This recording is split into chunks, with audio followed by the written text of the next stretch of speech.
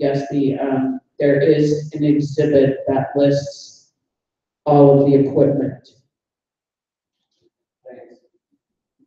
By the way, after we finish the board coffee session down here, there's some preliminary plans of a new pro shop, so take a look at them. Yeah, if you care to. Ed? Ed decided Unit 46 regarding the vote for transition. Is it 50% plus one of the voters? No, it's Yes, of the voters. It's a simple yes or no vote of the voters. Thank you.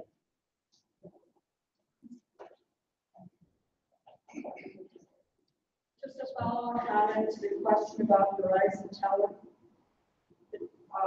Piece of the road there, swarming with people today. So they have started Good, bringing, I mean, there's like 20 or 30 people there. good. Finally. Maybe we'll have a cactus to decorate for Christmas. Hey, Sullivan, Unit 14. Know the questions asked. So I asked you individually, what's keeping you awake?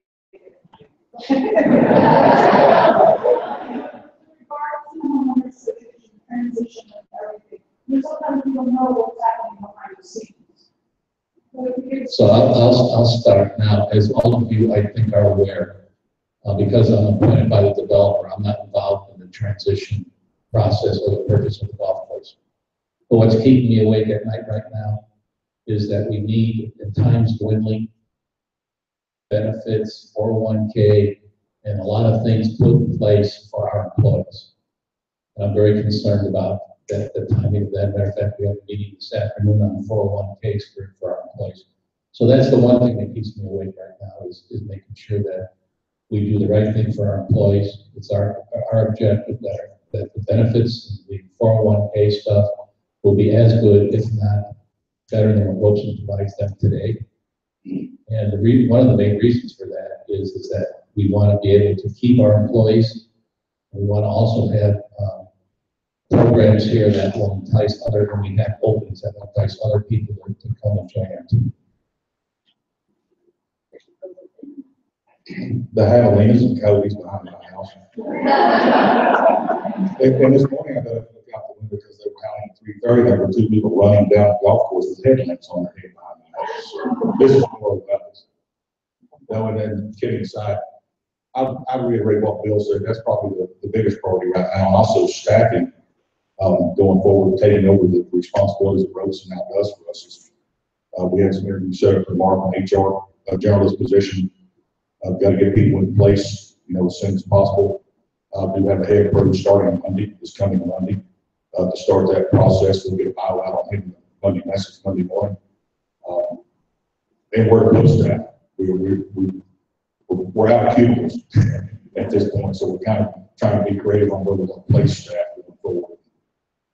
I'll have a reorganization chart that matches with the 5-year strategic plan and some initiatives of the board at the next board meeting in November. I'll have copies of it on the back table. It'll show them the work chart of staffing. So. The biggest issue for me is actually now done. It has been, for those of us on the negotiating committee, exhausting to get through this process. And not because I was, as Bill and I were mentioning or as Bob and I were mentioning to somebody earlier, it's not that they're vindictive.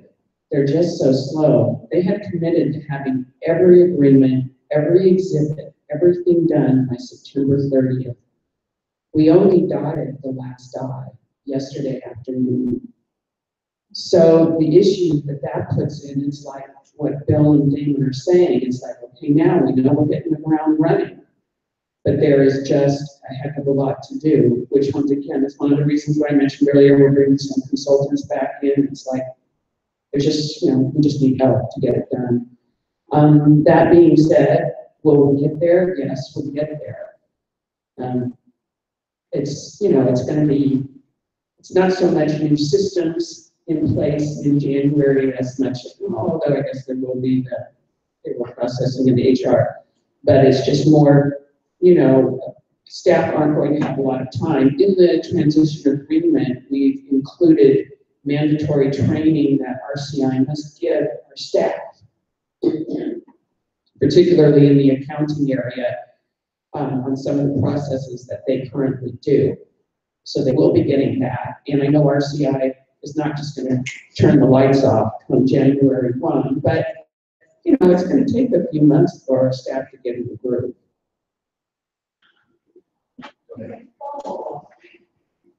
Is there any kind of, I'll call it, grunt work, detail work that volunteers could do to help you guys, if there were people that wanted to do that? I mean, this is gonna be a difficult time for all of us to do. There's gonna be bumps in the road, we understand that. But if there's something that some of us residents could do to help in the transition, you know? Well, if we do determine that we can use your help, we will certainly reach out to the residents because they're very talented. But remember, this goes back about 3 years. We have had a variety of residents working on the transition process and look at everything from finances to HR to staffing and so on and so forth. So we've got a lot of things in place. But to your point, I'm sure something's going to come up that we may need some help. But what we're trying to do right now with the employees is we've outsourced most of the work that has to be done for the employee piece. We're going to come in and now hold the meetings with the employees so they're aware of what the benefits are, who the benefit program is, and give them an opportunity to sign up and so on and so forth. But I'm sure there'll be something that'll come up. On the accounting functions, the board hired a CPA firm to come in and do a 2-day roundtable with staff and with 6 residents that had strong financial background. And we're waiting on a report from the CPA on processes and procedures in place and where we need to improve what we're already doing.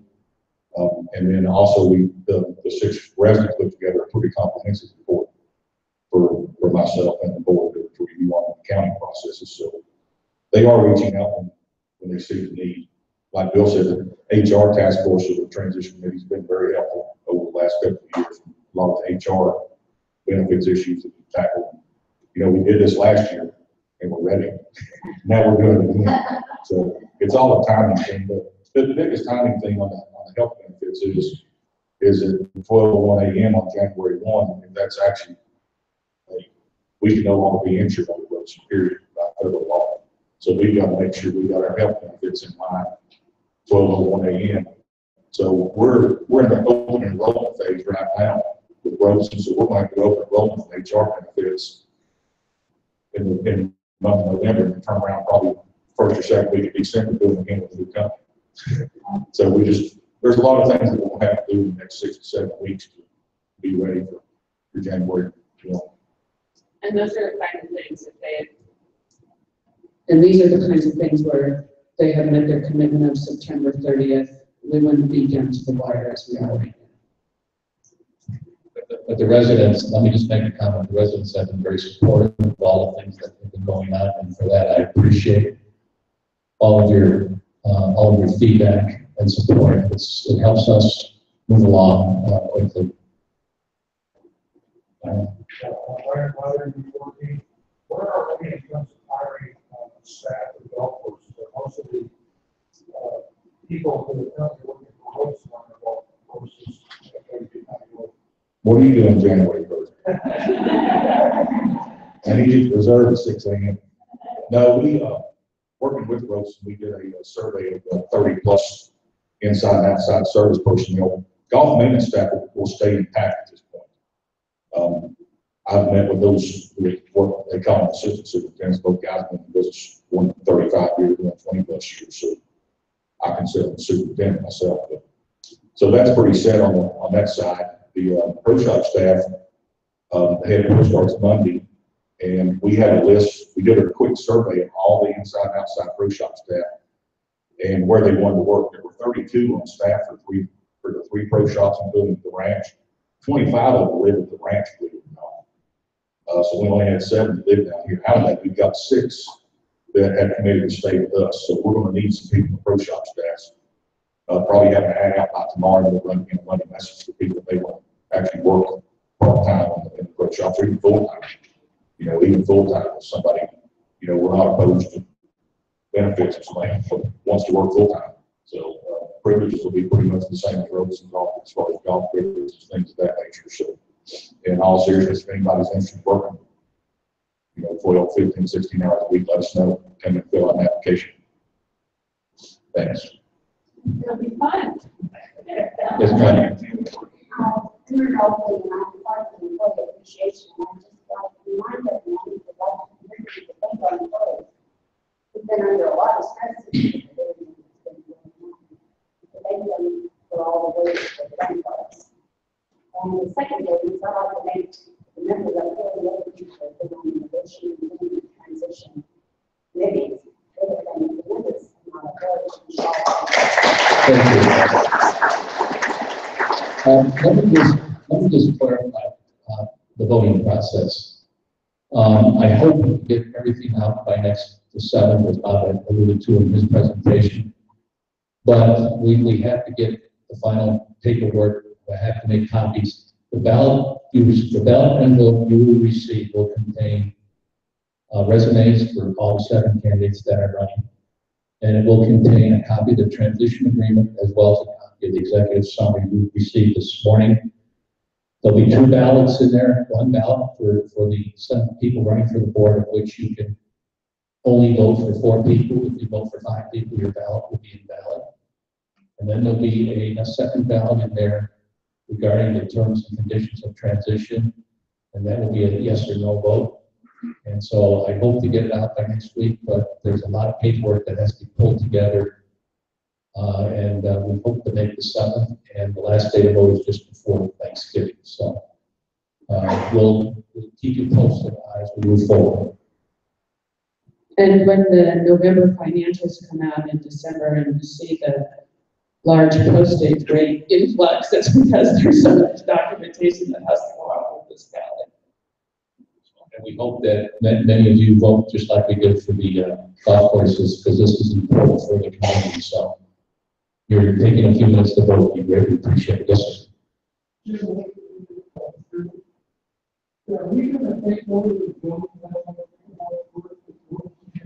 Those buildings down, the question is the buildings that those 2 trailers that are down by the pickleball court. I don't have a date yet, but they will be demolished and hauled away. Well, 60 days. 60 days. RCI is going to do it. The land will be deeded to HOA 2. That was part of the golf course purchase agreement. You don't want to know those buildings, by the way. Yes, sir. Relative to the golf course takeover, you have, what are the fees going to be? How's that going to run? Is there a committee? Is that a process being handled? I worked with several people on the golf course task force on the fees. The fees will be out. Head road starts Monday. I want him to review them for a day or 2. And we have a meeting with RCI too on Tuesday on some of the verbiage in the contract part of the fee schedule. Make sure they're comfortable with indemnification clauses and stuff like that that I kept in there. So next week, most likely the fees will go out next week, and then we'll be able to start purchasing on December 1. I'm going back. Yes, sir. Yeah, Mr. Warren, the 29, question, what's happening with the gas station and the shopping center or professional building, plus the fire department? Are they all? None of the commercial center, the fire station is not part of the transition. Those fire district owns the fire station. But the buildings in the commercial center will continue to be owned by Mr. Wilson and managed by him. So they're not part of, they're not today, and they won't be part of our property after transition. Okay. I'm in business, and I apologize, but when we transition and we have the golf courses, will residents have priority over golf.com? We lost a lot of people to HOA1 courses because of that. I'm just curious how we handle it. You mean Golf Now? Golf Now, I use it. Golf Now is going to be reviewed pretty thoroughly. Golf Now brings us a lot of golfers. A lot of the Golf Now golfers are our residents. So if we can be competitive with their own rates with Golf Now, then we're gonna look at Golf Now very deep. Golf Now works for a lot of people. A lot of clubs and even private courses can do it better from a financial standpoint, make it more feasible for resident or member play. So that's one thing. It won't change January 1, but it's one of the things that we will be diving into, as we go forward. Right now, we're trying to figure out how we split the Chelsea system apart and keep the databases for HO1 and Ranch still in our Chelsea system. So we'll dive into Chelsea Monday morning and phone call, see what they need to do on their end to do that with Chelsea. So that we'll keep the database that we currently have of all 4 communities for our 2 golf courses and our other 2 communities. But Golf Now is something, it's interesting you asked that. A lot of people in the golf business don't like Golf Now. It actually hurt the golf business over time. One of our consultants we used for several years on Golf Here, he was the president of the Colorado Golf Course Owners Association for several years. When Golf Now came into existence, and his sole purpose in life, about 2 years of his life, was to put them out of business. So and now the good thing about Golf Now is there's a lot of competition for Golf Now. The PGA now has a website that you can go on if you join that as a club. It's sponsored by the PGA, so there's some competition coming on that we need to look at and see what would benefit us the best. Golf Now is a great marketing tool. I mean, people flying here for business or flying here for 3 months in the winter, get on Golf Now, boom, we're on there. So it gives us good exposure, but we've got to look at the revenue stream, see what might work better. I'm probably the only person decided it wasn't play golf, but it's Golf Now. You go out and you can reserve tee times here through this independent online, and they have specials and what have you. So if you want to play golf, you can go to Golf Now and reserve. It's a way to.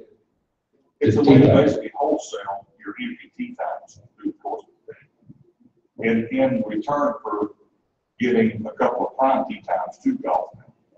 So that's the catch of it right there. Yes, sir. Yeah. Tom, 47 and 43. I guess this question is, I don't guess, it's the game in regards to restaurants. My wife and I are smokers, so during the summer months, we have to rely on emails. And once again, years past, I was very concerned about the turnover in personnel, particularly at the manager. And I recall having been involved in meetings previously where the new managers were introduced with some fairly glowing remarks about their history, credentials, and expectations. And yet, they're no longer with us. I'm thinking bank manager, general manager, not general manager, that's my question is, are you very involved why we're having such large turnover in management?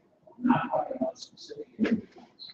That's question number 2 is, following transition, is there going to be a change in the hiring and screening process that may involve and may result in less turnover than the past? Or is there no relationship? There's very little relationship. In food and beverages, people stay 2 or 3 years max, where it's a chef or a manager or whatever. That's just the nature of that business anywhere in America. Pat Carlin, our food and beverage director, sitting around the front, red shirt.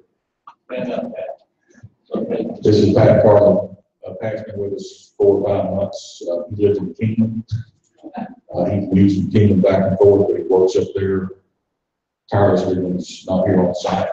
We did reorder a lot of F&B. I can't divulge the past food and beverage or banquet manager. Some of that will surface on its own in the future, but they were HR issues that I'm not at liberty to speak about. They weren't fired. Well, they violated HR issues. Let's put it that way. They kind of did themselves. I'm always people. I don't fire people. People fire themselves. People get themselves in trouble one way or another. We've got a good team built in all the other departments at this point. There was some turnover when I first got here for various reasons. Most of those were HR issues. That's an everyday thing. That's why we're really hustling to try to get an HR journalist, especially on staff. Been rehiring, there's always certain things you pick up in background check. Because that's the bad part, is background checks are not really worth the paper they're written on. Nor a DMV check sometimes. You get a DMV check, the guy, driving a week ago that hadn't shown up yet. So there's things that we run into. It's, just unfortunate, really. Our goal is, to limit turnover everyone. On the flip side of that, we've got support staff that been here 20+ years, and a lot of them. So, it's, on that end, it's pretty stable. And on the management, I think we'll get there.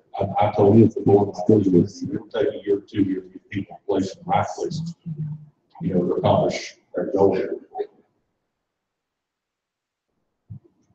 Yes, ma'am. Going behind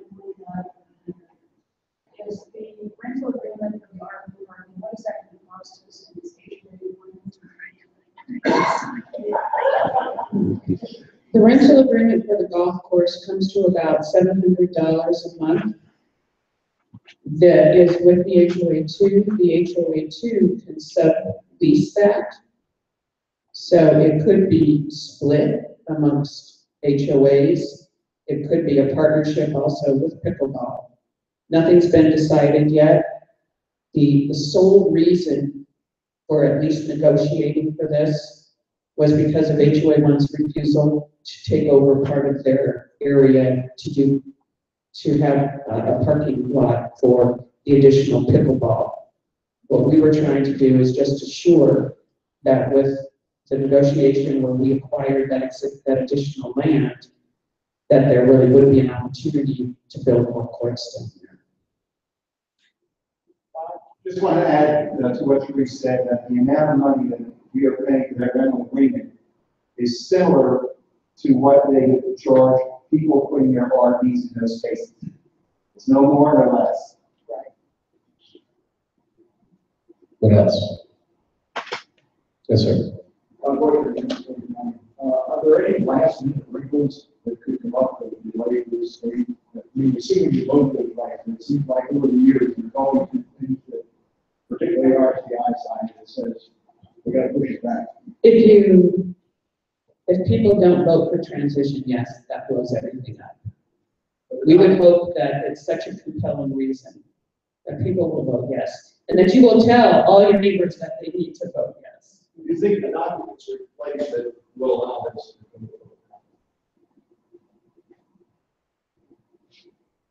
All the transition people are shaking their head yes, so I think we could shake. Who else? Sharon? This is a little bit outside the zone of what we're talking about. There's a lot of work being done now. On that, commercial area. Right. Have we have any dates that they're going to be starting in yet? Yeah, they're doing all the infrastructure work right now. The last thing I saw is Fry's anticipates to build their store sometime in 2018.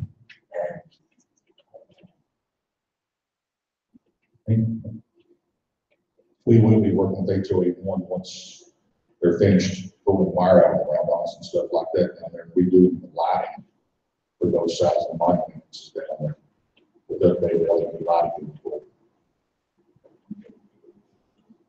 Anything else? Well, I hope you all have a wonderful day. Thank you for your time and attendance this morning. I'm actually going to move these conceptual drawings up to the Mountain View Temporary Pro Shop after this meeting today, so they'll stay in there for the next couple of months.